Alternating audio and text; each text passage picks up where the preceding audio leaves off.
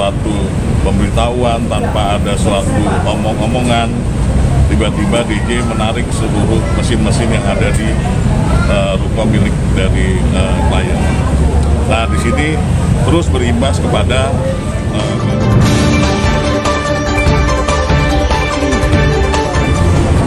jelaskan agenda hari ini. Oke, hari Bang, jelaskan lanjut. Oke, selamat siang rekan-rekan media dan teman-teman semuanya. Terima kasih atas kehadirannya pada hari ini.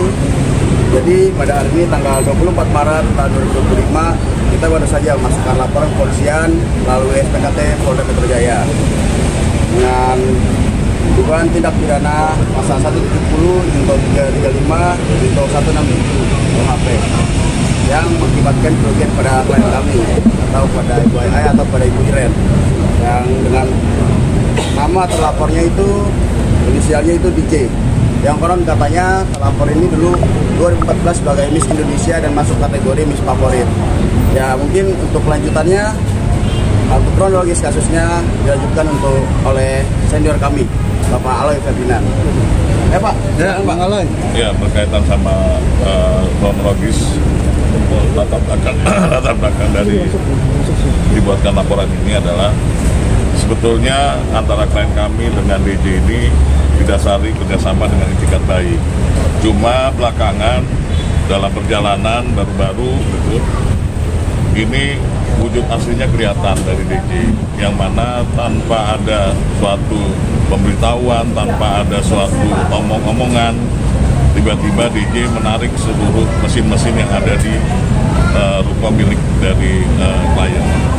Nah, di sini terus berimbas kepada klien kami disomasi untuk diminta ganti kerugian, yang mana kalau mengerujuk kepada perjanjian, siapa yang memutus itu diberikan sanksi untuk membayar kerugian sebesar 300 juta. Namun di sini tanpa ada pemberitahuan, tanpa ada apa segala macam, tiba-tiba si DJ ini mensomasi klien kami untuk membayar sebesar 800 juta rupiah, 800 juta lebih lah, dengan perincian yang menurut kami itu cukup mengada-ngada gitu. Terlebih juga kami sampai dilaporkan di Kepolisian Resort Jakarta Utara karena kami tidak bersedia untuk mengikuti apa yang diminta dalam somasi. Klien kami dilaporkan penggelapan dana, dilaporkan penipuan, bahkan dilaporkan juga pengerusakan. Nah, di sini dalam hal pengerusakan itu kaitannya dengan diturunkannya logo dari terlapor, yang mana pemasangan logo itu sendiri yang diturunkan oleh pihak klien kami itu didasari ke atas logo ini belum punya izin sama sekali. Jadi klien kami takut di kemudian hari ada masalah. Itu yang pertama. Yang kedua, pemasangan ini tidak diberitahu sebelumnya bahwa yang bersangkutan akan memasang logo di dalam ruangan, khususnya di kamar periksa. Yang ada kalau logo itu kan adanya di depan.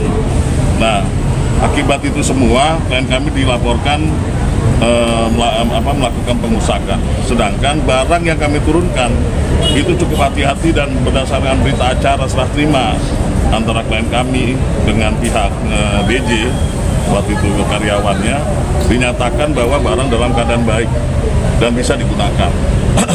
Nah, jadi kedatangan kami ke sini juga karena klien kami ini merasa semenjak peristiwa itu klien kami mengalami banyak ada dugaan intimidasi, dugaan teror yang kami sendiri bingung dari mana. Tapi kami mengasumsikan bahwa ini datang dari pihak DJ itu sendiri. Karena apa? Karena sebelum ini klien kami belum pernah diteror apa segala macam menyangkut hal ini. Itu aja ini. Itu kerugiannya sendiri yang di sana kan mengaku 300. Logo yang dimaksud adalah logo dari brand kecantikannya pihak DJ. Bang, yang di sana kan mengaku kerugiannya 300 atau 800 ya? Kalau 300 itu berdasarkan perjanjian yang disepakati.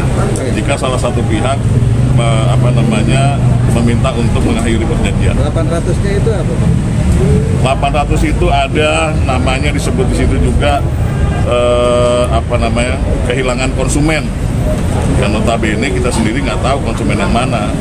Nah, kalau dari klien abang pengakuannya kerugiannya sendiri berapa? Taksir. Kerugian apanya nih? Dari kejadian kasus ini sendiri.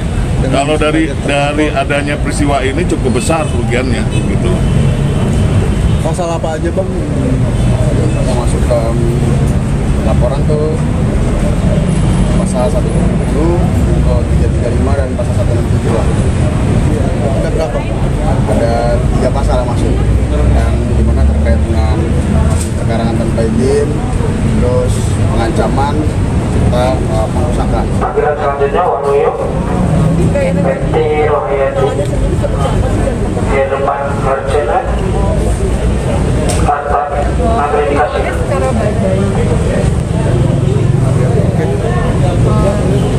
Jadi dulu itu beliau adalah klien saya, karena saya juga wedding planner.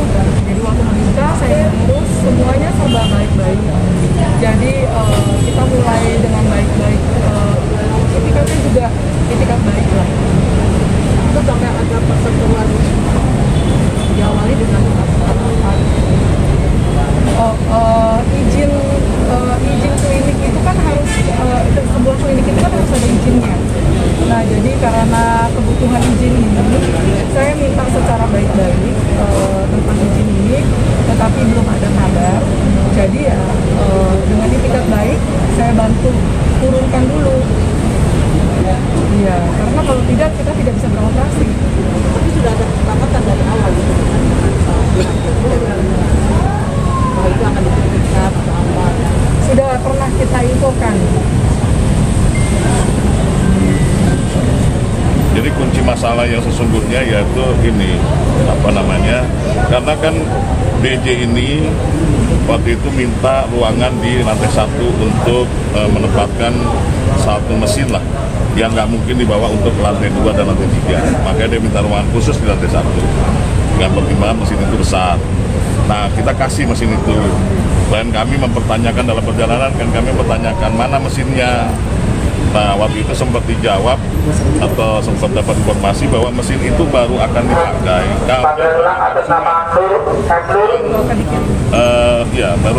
kalau ada konsumen yang alat itu. Nah, ini kan di luar dari kesepakatan gitu. Kalau memang harus sifatnya hanya sementara, buat apa ruangan? Klien kami yang punya tempat itu dia merasa dirugikan, lebih bagus ruangan lantai 1 kami gunakan. Maka dari itu kami minta karyawannya untuk memindahkan barang itu ke lantai 2. Terjadilah perseteruan. Di sini tidak ada komunikasi antara klien kami dengan DJ. Tiba-tiba keesokan harinya yang karyawan dari pihak DJ ini kami minta untuk tidak dipekerjakan kembali atau tidak diperkenankan untuk masuk ke kantor kami. Nah itu entah bagaimana siang harinya pihak dari DJ mengeluarkan seluruh mesin yang ada di kantor. Itu tanpa sepengetahuan, tanpa seizin, tanpa pembicaraan apapun. Sebenarnya kita mencoba komunikasi dengan baik, terkait dengan izin, dan juga sebenarnya sebelumnya itu ada ketidaknyamanan dengan karyawan yang bekerja di tempat kami. Karyawan ini selalu menyuruh-nyuruh karyawan saya.